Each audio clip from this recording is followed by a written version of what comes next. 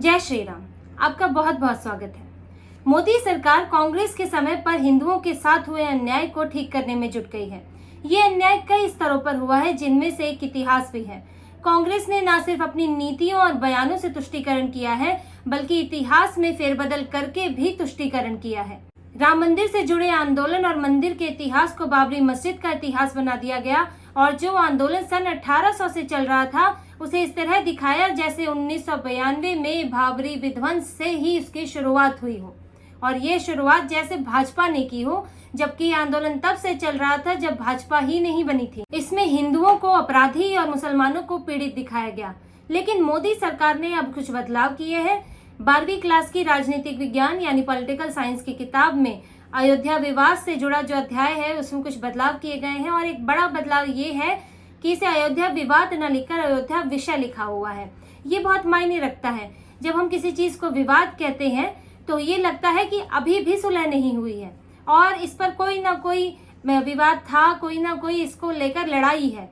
लेकिन जब हम इसे विषय लिखते हैं तो ये लगता है कि कोई विवाद नहीं था, जो चीज है वही थी और वही रहेगी। यानी कि राम मंदिर था, राम मंदिर है और राम मंदिर रहेगा। विवाद का कोई विषय ही नहीं है। इसमें सन 1800 से चल रहे राम मंदिर आंदोलन के बारे में भी बताया गया है। साथ ही बाबरी मस्जिद ना लिखकर उसे 3 गुंबद वाला ढांचा कहा गया है। अब आपको विस्तार से बताती हूँ कि पहले कांग्रेस क्या सिखा रही थी और अब किताब में क्या बदलाव किए गए हैं। पुरानी किताब में बताया गया है सोमनाथ से लेकर अयोध्या की रथ यात्रा, कार सेवकों की भूमिका, 1992 में बाबरी का विध्वंस, उसके बाद हुए सांप्रदायिक दंगे, भाजपा शासित राज्यों में लगा राष्ट्रपति शासन, और ये भी बताया गया है कि जो अयोध्या में हुआ भाजपा ने उस पर खेद प्रकट किया था, यानी भाजपा को उस पर अफसोस था। इस तरह की बात लिखी है। अब आप देखिए ये पूरा क्या बताता है, क्या प्रदर्शित करता है। इससे लगता है कि जैसे जो रथ यात्रा हुई वहीं से आंदोलन की शुरुआत हुई। लगता है कि जैसे बीजेपी ने इसकी शुरुआत की और फिर अयोध्या आए, फिर वहां पर बाबरी मस्जिद तोड़ी गई, लेकिन क्यों तोड़ी गई ये स्पष्ट नहीं है। और उसके बाद सांप्रदायिक दंगे हुए, जिसमें मरा कौन, उसमें तो ज्यादातर हिंदू ही मरे थे, उन पर गोलियां चलवाई गई थी, लेकिन वो भी क्लियर नहीं है।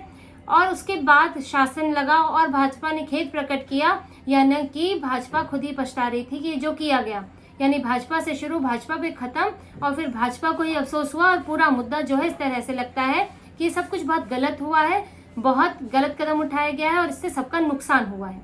इसमें वो पक्ष छोड़ दिया गया कि जब भाजपा से पहले ही सन 1800 से ये आंदोलन चल रहा है, राम मंदिर के लिए लड़ाई चल रही है, जाने कितने लोगों ने, हजारों लोगों ने जान दे दी, उसका कोई जिक्र नहीं है। कहां कहां पर ये मुद्दा कब कब उठा, कब कब चीजें हुई और कैसे राम मंदिर के लिए सबूत थे जो कि स्पष्ट चीजें हैं, उनका कोई जिक्र नहीं है। ये दिखाने की कोशिश है कि ये तो बस एक राजनीतिक मुद्दा है, इसे राजनीति बनाकर छोड़ दिया ताकि हिंदुओं को, जो आने वाले बच्चे हैं, जो क्लास में पढ़ रहे बच्चे हैं, वो इसे एक अपना मुद्दा ना समझें, वो इसे लगाव महसूस ना करें, बल्कि ये समझें ये तो एक राजनीति थी और राजनीति के लिए बड़ा गलत हुआ। कांग्रेस के इतिहासकारों ने बताया है कि 16वीं ईस्वी में मीर बाकी ने बाबरी मस्जिद बनाई थी, लेकिन ये नहीं बताया है कि उस जगह पर रामलला का जन्म हुआ था, वहां पर राम मंदिर था, और वो जगह हिंदुओं के लिए कितनी पवित्र है, उसके लिए कितना संघर्ष हुआ है, वहां पहले क्या था। क्योंकि 16वीं ईस्वी से तो भारत का अयोध्या का इतिहास शुरू नहीं होता है, उससे पहले भी वहां कुछ रहा होगा। और ये तो साफ है कि जो मुस्लिम आक्रांता है उन्होंने हिंदुओं के मंदिर तोड़े हैं, उनके ऊपर अत्याचार किए हैं और मंदिर तोड़ के मस्जिदें बनाई गई हैं। ये तो इसका कोई जिक्र ही नहीं कि वहां पर कोई और चीज थी जिसके ऊपर बाबरी मस्जिद बनाई गई। लेकिन अब नई किताब में साफ साफ लिखा गया है कि भगवान श्री राम की जन्मभूमि पर 3 गुंबद नुमा ढांचा निर्मित किया गया, जिसके बाहर और अंदर की तरफ कई हिंदू प्रतीक बने थे।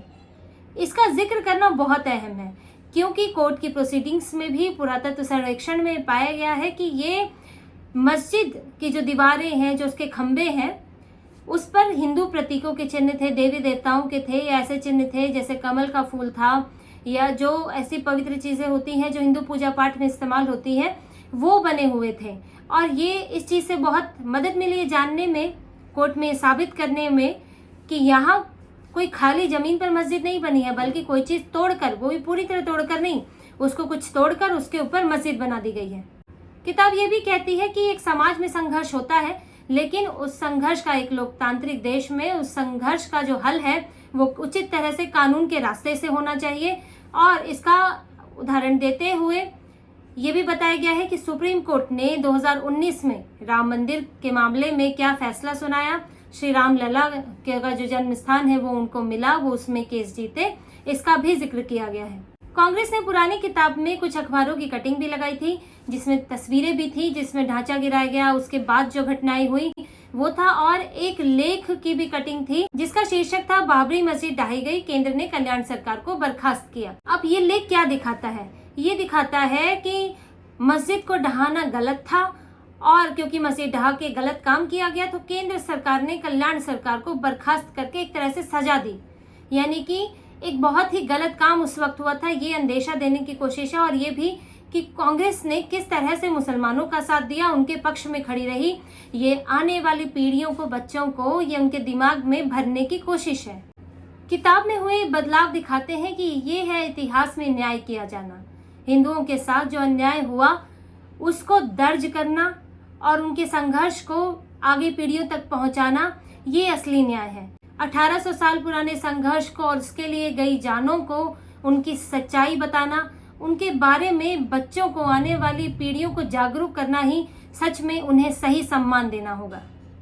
हालांकि इतिहास की किताबों में अभी और भी कई बदलाव की जरूरत है, क्योंकि 70 सालों के दौरान कांग्रेस ने इस तरह से चीजों को बदला है कि उनको अभी ठीक करते करते वक्त लग सकता है। कहाँ कहाँ कैसे कैसे अपनी विचारधारा, अपना एजेंडा फिट किया गया है, ये बहुत गहन जांच का विषय है। उसको गहनता से बदले जाने की ज़रूरत है।